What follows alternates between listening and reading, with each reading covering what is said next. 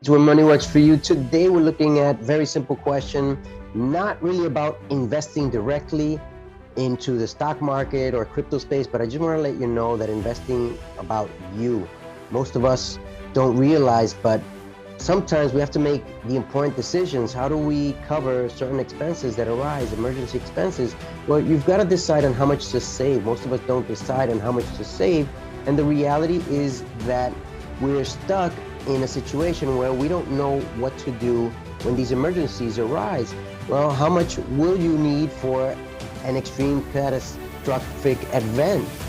If something that could come about is a long-term recession, meaning there's going to be less jobs to go around, less loans available, there's going to be people who aren't going to be able to shop whatever they want because of these higher prices, and the amount of money that's coming in is not realistic.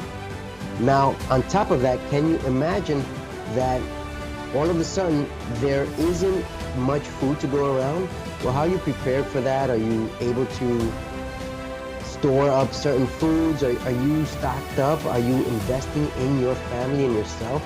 This is a reality in reference to, we could see in the next year, 2 years, 3 years. We don't know how long this recession is going to last, and it's just starting, and it seems like it's not going anywhere. But winter is upon us, and winter is going to last in reference to investing, in reference to money. And I just want to let you know that if you're a little tight on money and you don't know what to do, you've got to realize and ask yourself, how much can you afford to save? How much can you afford to invest in foods that can be stored for several months just in case? Because situations are coming up.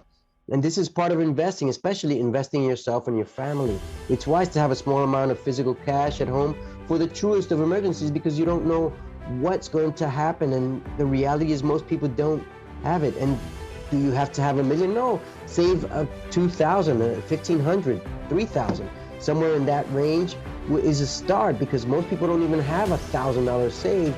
Most people do not have $1,000 saved, and if you can get to a $2,000, you're way ahead of the game. $2,000 should be for those simple costs of maybe food, maybe cash for operating expenses.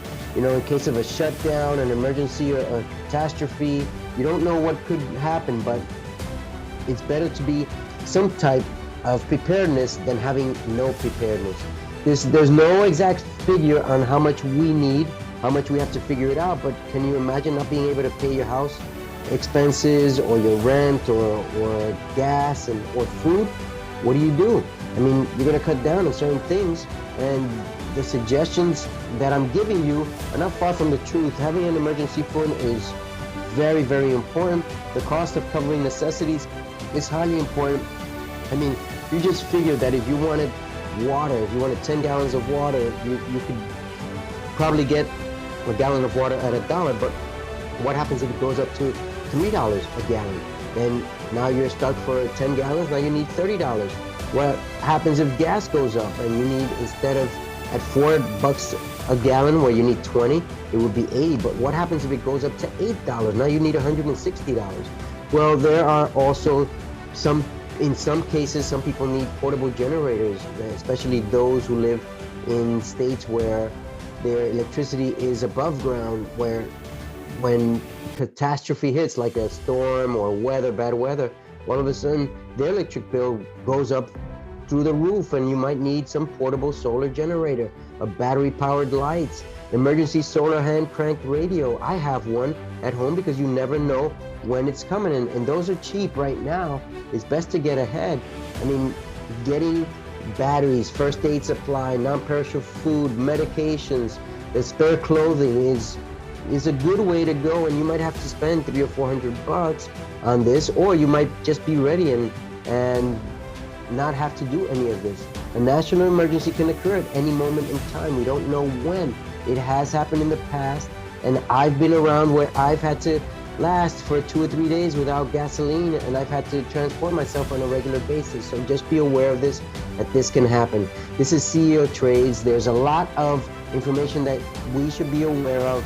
There's a lot of websites that we can be able to look into that are provided by the actual government. Just go in and look for a National Weather Service, and under there you'll see some links on how to get prepared for emergency, catastrophic emergency, and so on. Set savings goals, maybe a regular goal. If you save $100 a month, that way within 20 months you'll have this emergency fund. But in reality, you should have it underway already, and it shouldn't take up much of your time. So this is CeoTrades. If you're looking to invest in your bank account, making money, why don't you invest in your knowledge account so that your money market account will grow multiplied? Until tomorrow, we'll look at an investment possibility in reference to the markets. Take care.